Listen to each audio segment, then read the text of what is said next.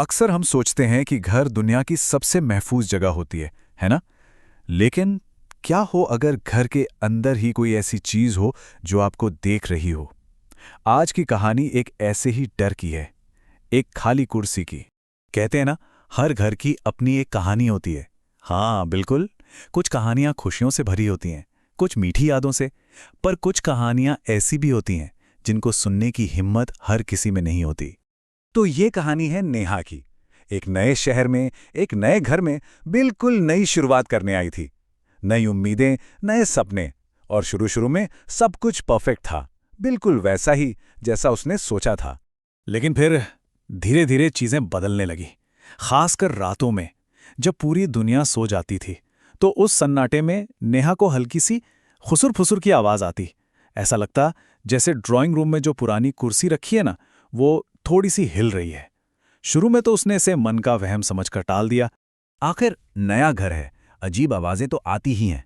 उसने खुद को यही समझाया, शायद थक गई हूं, या हो सकता है कोई चूहा हो।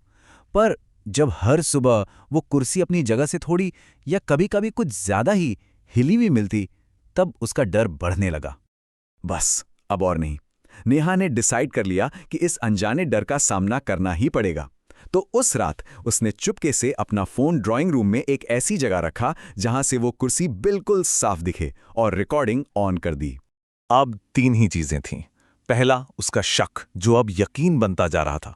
दूसरा, सबूत जो अब उसके फोन में रिकॉर्ड हो रहा था।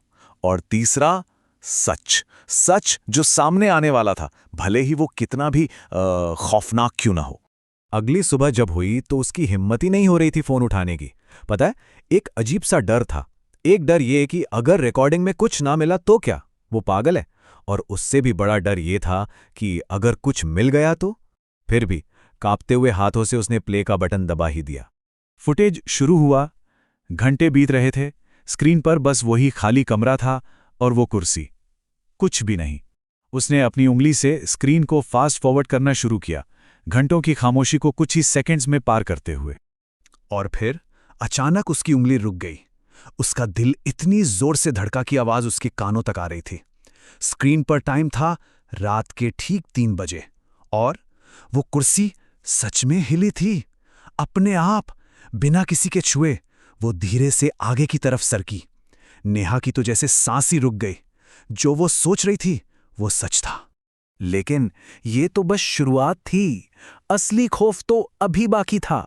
जैसे ही नेहा ने दोबारा गौर से स्क्रीन को देखा, उसके रोंगटे खड़े हो गए। कुर्सी अब खाली नहीं थी, उस पर एक साया था।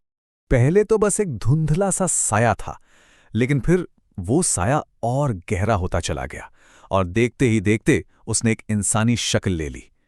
कोई था जो उस कुर्सी पर बैठा हुआ था। चेहरा साफ नहीं था, लेकिन उसकी मौजूदगी इतनी भयानक थी कि नेहा को फोन पकड़े पकड़े भी कमरे में एक अजीब सी ठंडक महसूस हुई। और फिर जो हुआ उसके लिए नेहा तैयार नहीं थी। फुटेज में वो शक्ल कुर्सी से उठी और धीरे धीरे सीधा फोन की तरफ, यानी कैमरा की तरफ बढ़ने लगी। वो जितना पास आ रहा था उतना साफ होता जा रहा था, इतना पास कि स्क्रीन पर सिर्फ उसकी आंखें दिख रही थीं। तभी एक आवाज आई, अब तुम्हारी बारी है। एक सवाल है, इस वक्त जहां भी आप बैठे हैं, जरा एक बार आसपास नजर घुमाकर देखिए। क्या सब कुछ ठीक वैसे ही है जैसा आपने छोड़ा था?